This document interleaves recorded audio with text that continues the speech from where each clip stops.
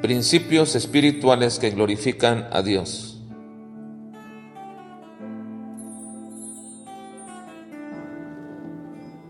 Principio espiritual número 212. En la oración, el creyente no le puede ordenar a Dios lo que debe de hacer. Debe ponerse en la línea de cuál es su voluntad. Segundo libro de Crónicas, capítulo 4 al capítulo 6. Nos parecería que una actividad espiritual imprescindible como lo es la oración debería ser más enseñada en el Nuevo Testamento por ser una práctica de las más comunes para un creyente dentro y fuera de la iglesia.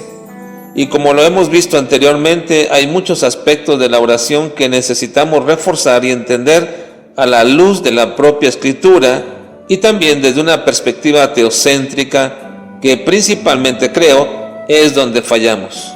Siendo que la oración es la práctica más común que todo creyente aprende a llevar a cabo, lamentablemente tenemos que decir que no se enseña correcta ni adecuadamente cómo se debe de hacer esta práctica, y no me refiero precisamente a las palabras en sí mismo que debe utilizar o el horario en que deberías orar o la fórmula para hacerlo, sino principalmente a la intención y el propósito por lo cual oramos.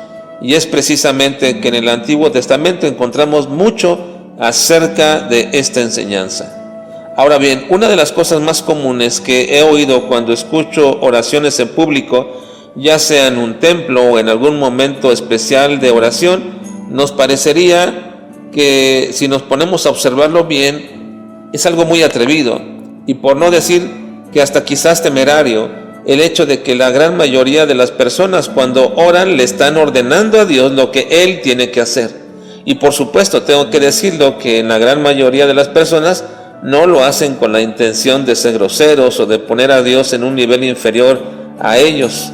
Sé que lo hacen porque sin darse cuenta simplemente reproducen con su boca lo que su mente piensa de Dios, o mejor dicho, más bien lo que ignoran de Dios.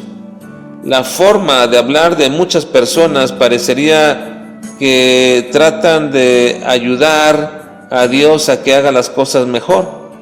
Le dicen cómo ayudar a tal o cual persona, o qué hacer con este o con aquel, cómo arreglar aquel asunto de uno o de otros, etc. Como si nosotros tuviéramos que convencer a Dios de también demostrar su misericordia con alguien, porque al parecer nosotros somos más misericordiosos que Él, o incluso decirle a Dios qué es lo que tiene que arreglar o mejorar en tal circunstancia o persona o familia, porque al parecer nosotros tenemos mejor perspectiva que Él del asunto. Y así es el tenor de muchas oraciones que hacen muchos cristianos. Y creo que no existe lugar más visible para entender la teología de muchas personas que cuando están orando a Dios.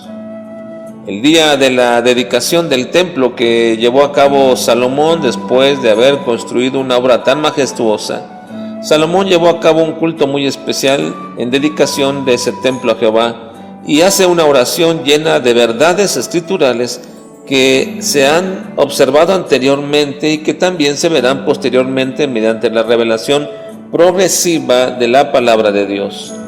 Nos dice la Escritura que Salomón se puso delante de toda la congregación y extendió sus manos y comenzó a alabar a Dios por todo lo que Él es y por todo lo que ha hecho para con su pueblo. Y también en esa alabanza recuerda la promesa que Dios le hizo a David respecto a que no le faltaría ningún varón delante de él que se sentara en su trono. Y después de reconocer que Dios es infinito, puesto que los cielos de los cielos no lo podían contener, y mucho menos aquella casa, aunque fuera tan grandiosa y tan bien edificada, no podía contener a Dios mismo, ahora entonces su oración cambia en cierto aspecto y pareciera ser que Salomón le está ordenando a Dios lo que tiene que hacer. Por ejemplo, dice: mas tú mirarás a la oración de tu pueblo y de tu siervo. Añade: si alguno jurare, le dice: tú oirás desde los cielos, dándole pago, y también le dice que él debería oír desde los cielos y perdonar el pecado de sus siervos cuando estos se conviertan. Así que Salomón parece ser que le está ordenando a Dios lo que tiene que hacer, pero en realidad lo que Salomón está haciendo es simplemente repetir lo que él ha aprendido de Dios y qué es lo que Dios hace. Así que en alguna forma ni siquiera está exigiendo a Dios, ni ordenándole, ni recordándole cuál era su promesa en ese aspecto. Simplemente está reproduciendo lo que él sabe que Dios va a hacer, porque así le ha sido enseñado a él. Nuestra oración a Dios debe contener siempre una profunda convicción de quién es Dios y de cuál es su voluntad. Así que también debemos cuidar nuestras palabras cuando estamos orando y nunca exigirle a Dios absolutamente nada, porque nuestra percepción de un Dios soberano simple y sencillamente es pedirle que su misericordia y su amor nos permita en ello amar lo que Él ama, desear lo que Él desea y obedecer todo lo que Él manda.